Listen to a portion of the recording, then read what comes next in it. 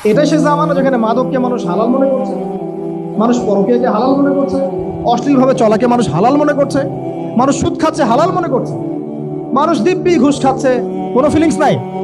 দিব্যি প্রতিদিন দুর্নীতি হচ্ছে। মানে আপনি যদি চোরের হাত কাটা শুরু করেন তাহলে কতগুলো মানুষের যে হাত থাকবে বাংলাদেশে আল্লাহ ভালো জানে। মানে চুরি আর চুরি, কোথাও অল্প মাত্রায় চুরি, কোথাও কুকুর চুরি। আমরা দেখি যে রাস্তাঘাটে ওই যে ছিচকা চোর কিছু থাকে, এদেরকে মানুষ খুব পিটানি দেয়, তাই না? অথচ বড় বড় চোরের কোনো খোঁজ নাই, কোটি কোটি টাকা নাই, কোনো খোঁজ নাই। তো খোঁজ কখন হবে? আর কিয়ামত, আমরা আগে ভাবতাম কিয়ামতের কি দরকার ছিল, আল্লাহ পাক কেন যে এত কষ্ট, না কিয়ামতে মানুষ এত কষ্ট হবে, আল্লাহ পাক যে কেন এরকম করলেন, মানুষের জন্ম না নিলেই হয়তো ভালো হতো, আমরা চিন্তা করতাম। এই চিন্তাটা কিন্তু অনেক সাহাবীও করতেন যে মানুষের জন্ম না নিয়ে যদি গাছ হতাম, লাউ কুনতু শাজারা। আবু বকর সিদ্দিক বলছেন, আমি যদি গাছ হয়ে যেতাম, হিসাব নাই নিকাশ নাই। তো এখন মনে হয় যে কিয়ামতের দিনের দরকার ছিল। কিয়ামতের দিনটা না থাকতো তাহলে কোনো জালেমের বিচার হতো না। দুনিয়াতে যত জালেম পার পেয়ে গেছে এদের কোনো বিচার হতো না, আর দুনিয়াতে যত মাজলুম আজকে নিপীড়িত নির্যাতিত এদের কোনো সমাধান ন্যায় বিচার হতো না যদি কিয়ামতের মাঠ না থাকতো। তবে ওই দিনের জন্য আমরা অপেক্ষা করি, ওই দিন সবকিছুর ফয়সালা হয়ে যাবে ইনশাআল্লাহ আযজা ওয়া জাল। কিভাবে হবে? নবী সাল্লাল্লাহু আলাইহি ওয়াসাল্লাম বলেছেন, একটা শিংওয়ালা ছাগল একটা শিং ছাড়া ছাগলকে যদি অন্যায়ভাবে গুতা দিয়ে থাকে, এক্সাম্পল দিচ্ছেন তিনি, তাহলে আল্লাহ রাব্বুল আলামিন কিয়ামতের মাঠে ওই শিংহীন ছাগলকে শিং দিবেন, দিয়ে বলবেন তুমি গুঁতো দিয়ে ওর কাছ থেকে প্রতিশোধ নিয়ে নাও।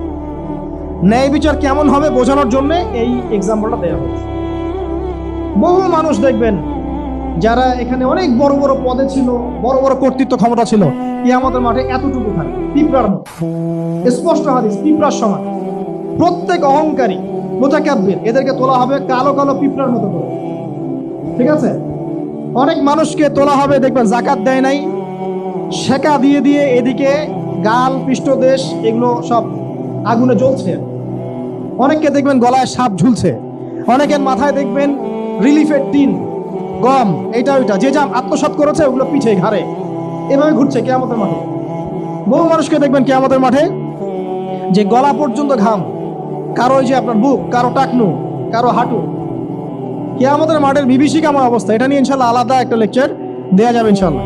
তো এখানে মূল বিষয়টা হচ্ছে যে দুনিয়াতে সবকিছুর চূড়ান্ত বিচার হয় না, দুনিয়াতে সবকিছুর ফয়সালা হবে না। এই কারণে আল্লাহ রাব্বুল আলামিন কিয়ামতের মাঠ বলে একটা মাঠ রেখেছেন যেখানে আল্লাহ পাক ইনসাফ ন্যায় বিচার কায়েম করবেন ইনশাআল্লাহ।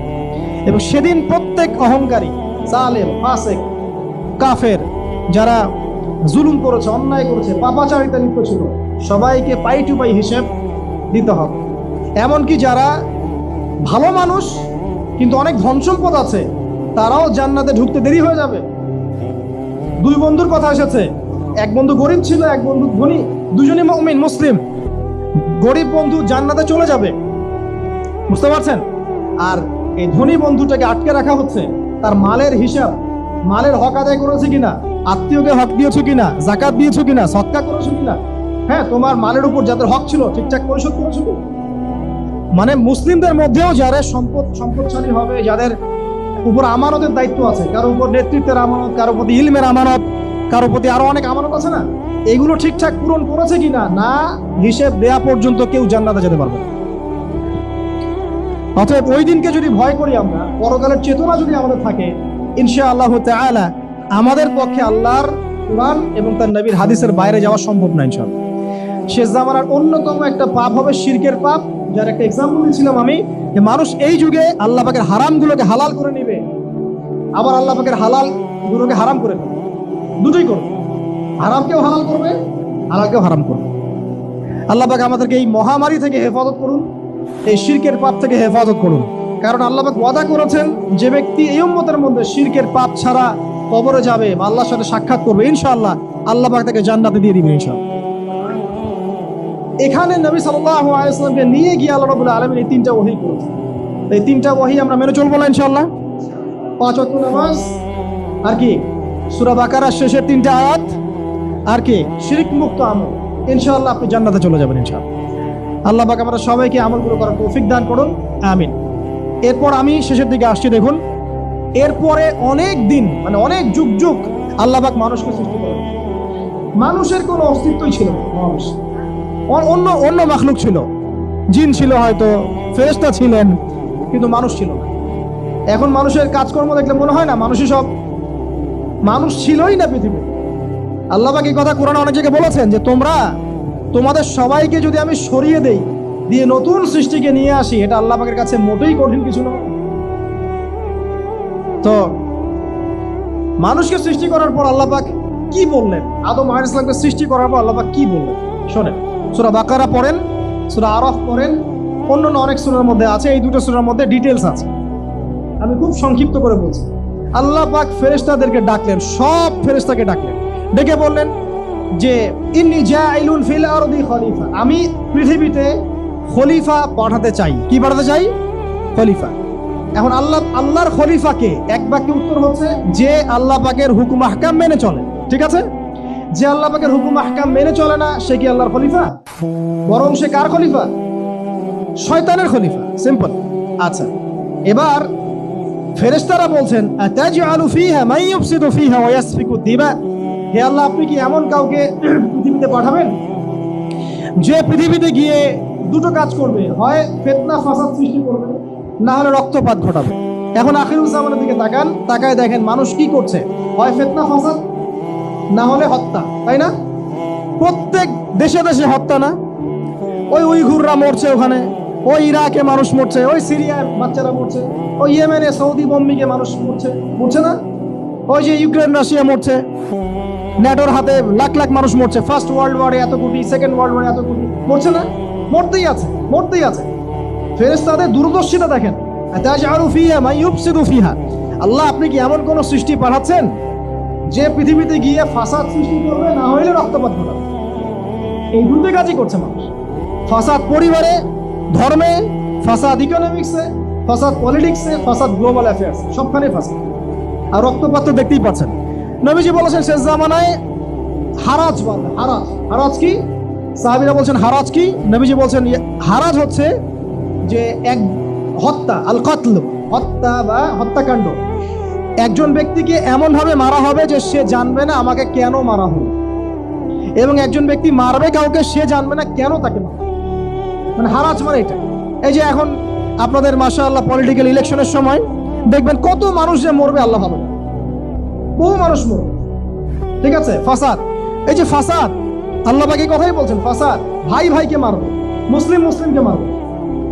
একটা হাদিস এসেছে নবীজি অনেকক্ষণ সেজদায় পড়ে আছেন, সাহাবীরা অপেক্ষা করছেন।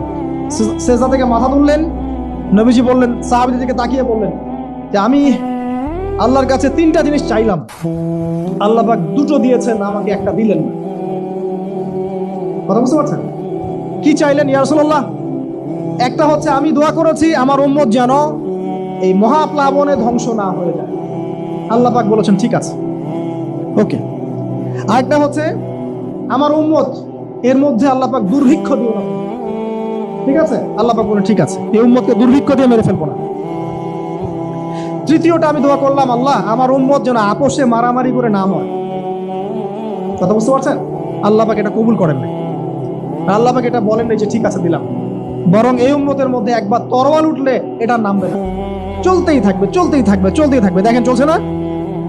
বাস্তবতা। এই যে শেষ জামানা হারাস চলছে, কত ঘরে ঘরে হত্যা, ঘরে ঘরে মানুষ এখন বাইরের সিরিয়ালগুলো দেখে হত্যার ট্রেনিং শিখছে।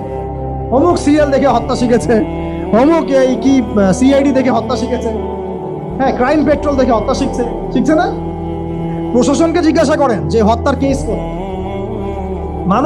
মানুষকে হত্যা করার জন্য যাররা পরিমাণ এখন বুক কাঁপছে। অথচ আল্লাহ পাক কোরআনে বলেছেন নিরপরাধ একটা মানুষকে হত্যা করা মানে পুরো মানব জাতিকে হত্যা করা, আর একটা মানুষের জীবন বাঁচানো মানে পুরো মানব জাতির জীবন বাঁচানো। দেখুন কোন জায়গায় আছি আমরা। তো ফেরেশতারা এই কথা বললেন, আল্লাহ পাক তারপরে বলছেন যে ইন্নী আ'লামু মা লা তা'লামুন, দেখো আমি যা জানি তোমরা তা জানো না। মানে আমার এমন অনেক বান্দা থাকবে যারা শয়তানের দাসত্ব করবে না, আমার আনুগত্য করবে ইনশাআল্লাহ। আর তারা কারা? নিঃসন্দেহে যুগে যুগে মুসলিমরাই। ইতিহাসের শুরু থেকে শেষ পর্যন্ত যারাই আল্লাহর আনুগত্য করেছে রাসূলগণকে মেনে চলেছে, ইনশাআল্লাহ তারা জান্নাতে যাবে ইনশাআল্লাহ। আর সবচেয়ে বেশি জান্নাতে যাবে এই উম্মতের মানুষ ইনশাআল্লাহ। মানে ম্যাক্সিমাম পার্সেন্টেজ হবে এই উম্মত। কথা বুঝতে পারছেন? আল্লাহ পাক আমাদের সবাইকে জান্নাত নসিব করুন, আমিন। শিরিক মুক্ত আমল করার তৌফিক দান করুন। এরপরে আল্লাহ রাব্বুল আলামিন আদম আলাইহিস সালামকে জ্ঞান শিক্ষা দিলেন, সমস্ত নাম শিক্ষা দিলেন। আর ফেরেশতাদেরকে ডাকলেন, ডেকে বললেন তোমরা নামগুলো বলে দাও। এখানে নাম মানে কিন্তু জাস্ট নাম নয়, ইসম নাউন সেগুলো না। নাম মানে এখানে জ্ঞান। নাম মানে কি? জ্ঞান। পুরো মহাবিশ্বের জ্ঞান আল্লাহ পাক শিক্ষা দিলেন। এবং ফেরেশতারা যে জ্ঞানগুলো জানতেন না, তারা বললেন যে লা ইলমা লানা ইল্লা মা আল্লামতানা, আমাদেরকে যা শিখিয়েছেন এর বাইরে আমাদের কোনো জ্ঞান নাই হে আল্লাহ। আল্লাহ পাক তখন আদমকে বলছেন ইয়া আদম আম্বিহুম বিআসমাইহিম, তুমি সব নামগুলো বলে দাও দেখি। এবার আদম ফালাম্মা আম্বাহুম বিআসমাইহিম, আদম আলাইহিস সালাম সব নাম বলে দিলেন। সুবহানাল্লাহ। মানে আমাদের পিতা আদম আলাইহিস সালামকে আল্লাহ পাক জ্ঞান দিয়ে সম্মানিত করলেন। এটা হচ্ছে মূল কথা। কি দিয়ে সম্মানিত করলেন? জ্ঞান দিয়ে। এই জ্ঞান শিক্ষা থেকে যখন মুসলিমরা পিছিয়ে পড়েছে, তখনই আজকে উম্মার এই অবস্থা হয়েছে। অতএব আমাদের এখানে আজকে একটা শিক্ষা আছে যে আমরা এখন জ্ঞানের একটা বিপ্লব যেন ঘটাতে পারি। কোরআন সুন্নাহর সাথে সমসাময়িক উপকারী সমস্ত জ্ঞান শেখার চেষ্টা করতে হবে। আল্লাহ পাক তৌফিক দান করুন। এবার আল্লাহ পাক সব ফেরেশতাকে ডাকলেন, ডেকে বলছেন ওয়াইস কুলনা লিল মালাইকাতি ইসজুদু লি আদম। এবার আল্লাহ পাক বলছেন যে তোমরা সবাই এখন আদমকে সিজদা করো। এখান থেকে আলোচনাটা শেষের দিকে যাবে, একটু মনোযোগ দেন। তোমরা আদমকে সিজদা করো। ফাসাজাদু, সবাই সিজদা করলো। এমন কোন ফেরেশতা নাই যে সিজদা করলো না। ইল্লা ইবলিস, শুধুমাত্র কে বাদ দিয়ে? ইবলিস। ইবলিস কিন্তু ফেরেশতা ছিল না, বরং সে ছিল একজন জিন। কানা মিনাল জিন্নি ফাফাসাকা আন আমরি রাব্বি, সে একজন জিন ছিল যে আল্লাহ পাকের আমর বা আদেশের অবাধ্যতা করেছিল। আবা ওয়াস্তাকবার, সে উদ্ধত হলো, অহংকার প্রদর্শন করলো, সে সিজদা করলো না। আল্লাহ পাক ডাকলেন, ডেকে বললেন মা মানাআকা আল্লা তাসজুদা ইযা আমারতুক, হে ইবলিস তোমাকে কিসে নিষেধ করলো আদমকে সিজদা করার ব্যাপারে? আমি যে আদেশ করলাম সিজদা করলা না কেন? কেন সিজদা করলো না? এবার আদম আলাইহিস সালামের সামনে, আল্লাহর সামনে ইবলিস বলছে, কি বলছে? আনা খায়রুম মিন, আমি তার চেয়ে উত্তম।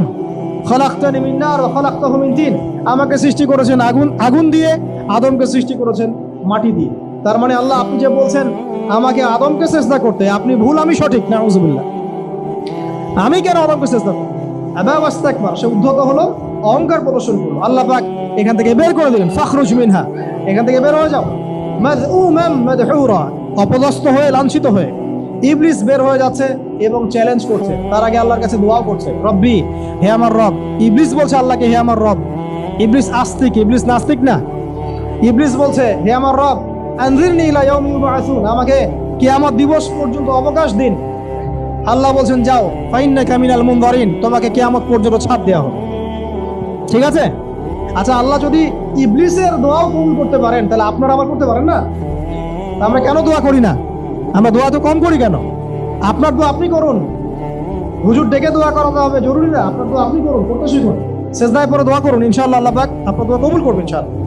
এবার ইবলিস অবকাশপ্রাপ্ত হলো, এবার চ্যালেঞ্জ করছে। কি চ্যালেঞ্জ? ফাবিমা আগওয়াইতানি, এবার শোনেন ভালো করে। ফাবিমা আগওয়াইতানি, হে আল্লাহ, যে আদমের কারণে আপনি আমাকে আজকে বের করে দিলেন, লা আকুউদান্না লাহুম সিরাতাকাল মুস্তাকিম, ওদের সরল পথে আমি ওত পেতে বসে থাকি। শেষ জামানার প্রতিটা ঘটনায় দেখবেন শয়তান ওত পেতে বসে আছে। ইতিহাসের প্রথম পৃষ্ঠা শেষ পৃষ্ঠাকে মিলান, ঠিক আছে? প্রতিটা ঘটনা, জিনা, ব্যভিচার, দুর্নীতি, সুদ, ঘুষ, হত্যা, সব ইবলিস ওত পেতে বসে আছে, আছে না? লা আকুউদান্না লাহুম সিরাতাকাল মুস্তাকিম সুম্মা লাআতিয়ান্না মিন বাইনি আইদিহিম, এরপরেও আমি আদম সন্তানের ডান দিক থেকে আসবো, আদম সন্তানের সামনে থেকে আসবো, ওয়া মিন খালফিহিম, পেছন থেকে আসবো, ওয়া আন আইমানিহিম, ডান দিক থেকে আসবো, ওয়া আন শামাইলিহিম, বাম দিক থেকে আসবো। মানে শয়তান ডান বাম সামন পিছন সব দিক থেকে আসবে, চ্যালেঞ্জ করছে। ওয়ালা তাজিদু আকসারহুম শাকিরিন, আপনি বেশিরভাগ আদম সন্তানকেই শুকরগুজার পাবেন না। শেষ জামানায় কি বেশিরভাগ আদম সন্তান শুকরগুজার? বেশিরভাগ কি নামাজ পড়ে? বেশিরভাগ কি সুদ খায় না? বেশিরভাগ মদ খায় না? বেশিরভাগ দুর্নীতি করে না? বেশিরভাগ লোক মানুষকে ঠকাচ্ছে না? বেশিরভাগ ব্যবসায়ী মাপে কম দেয় না? বেশিরভাগ পুরো বিশ্বের বেশিরভাগ কান্ট্রিতে আল্লাহ বিরোধী আইন আছে কি নাই? সমস্ত জায়গায় দেখবেন আপনি বেশিরভাগ মানুষই ওয়ালা তাজিদু আকসারহুম শাকিরিন, বেশিরভাগকে আপনি শুকরগুজার পাবেন। মিলেছে শেষ জামানা? আপনি মিলাতে পারবেন?